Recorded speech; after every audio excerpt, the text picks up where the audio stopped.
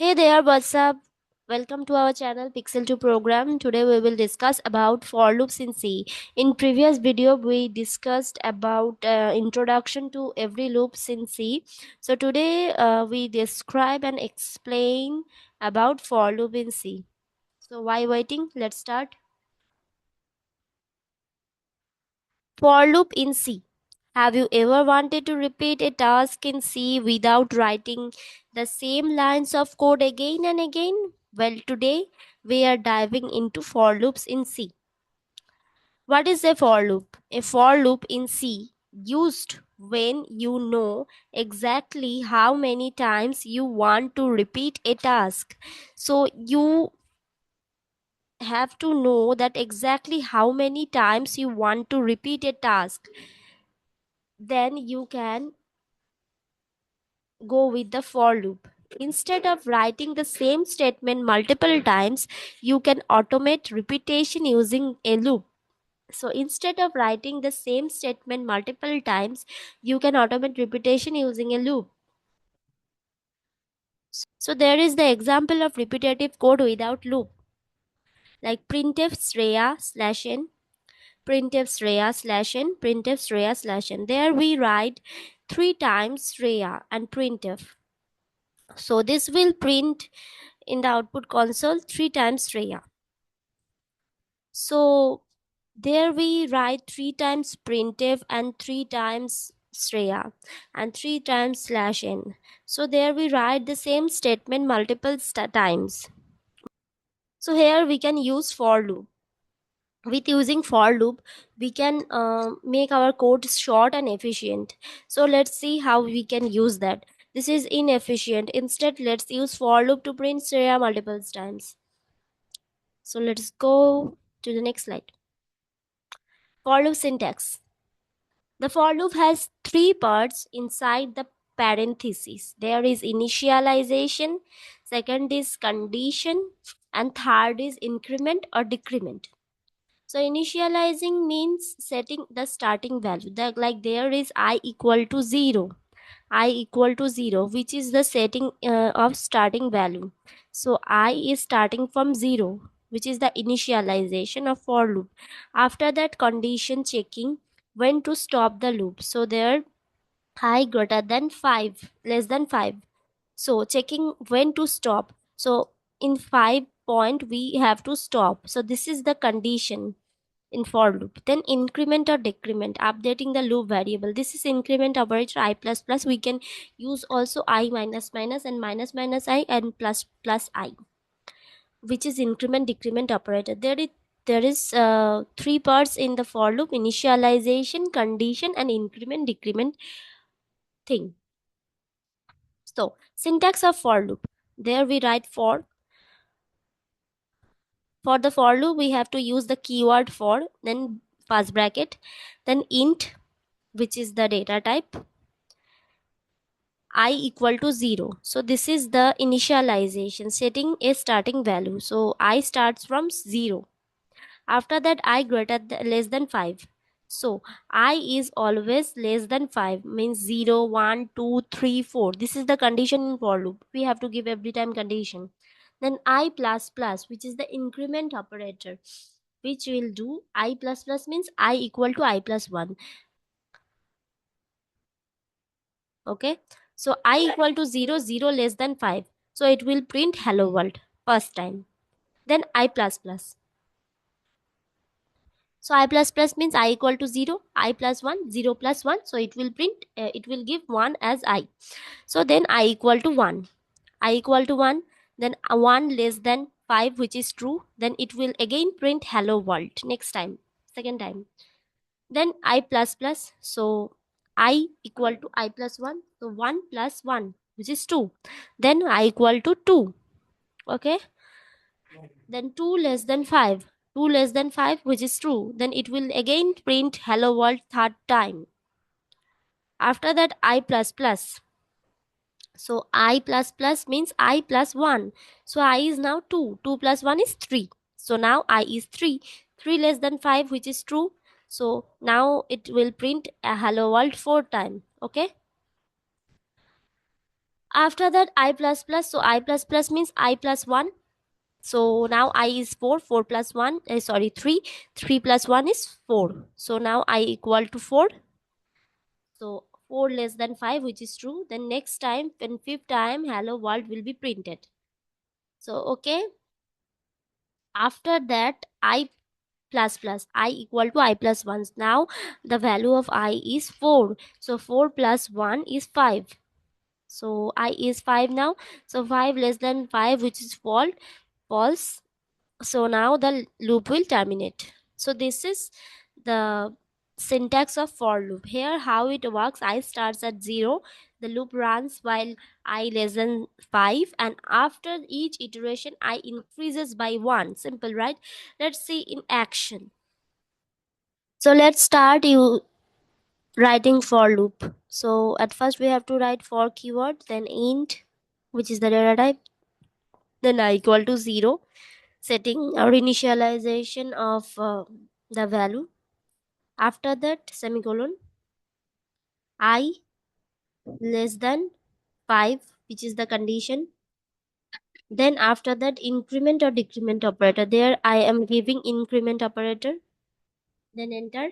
Then second bracket. Then after that, printf semi Shreya slash n. So semicolon. So now run it. Let's see what it will give.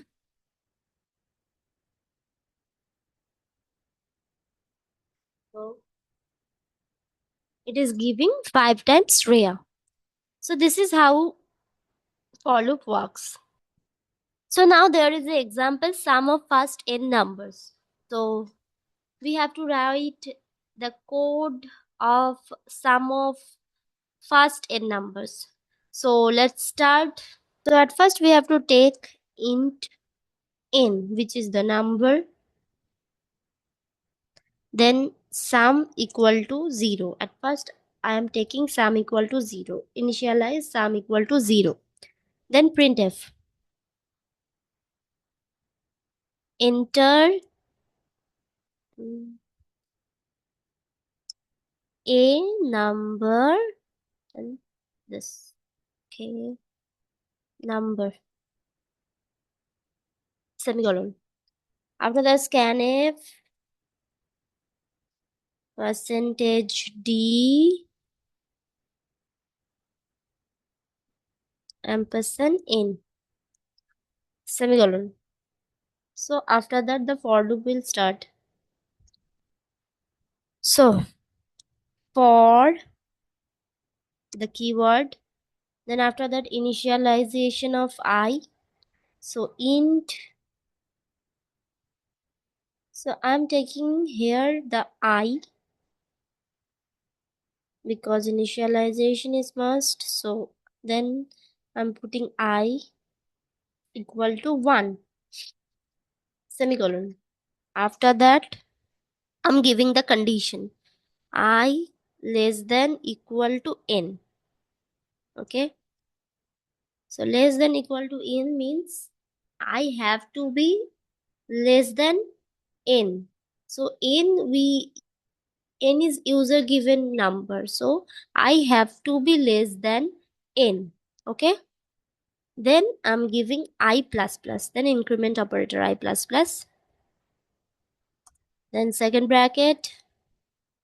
Okay, then the program is sum of n numbers, first n numbers. So sum equal to sum plus I. Okay, so sum equal to 0. Then at first the loop starts. Then what happened? I equal to 1. So sum plus I is 0 plus 1. So 1. Then I plus plus. So I plus plus is I plus 1. So 2. Then I equal to 2. Then sum equal to what? 1. So 1 equal to 1 plus 2 is 3. Okay. So this is how the loop works. Okay. So next we have to print the sum. So then write printf, then sum of first percentage d numbers is percentage d slash n. Okay, n and then sum. So okay, and return 0. So let's go through this program.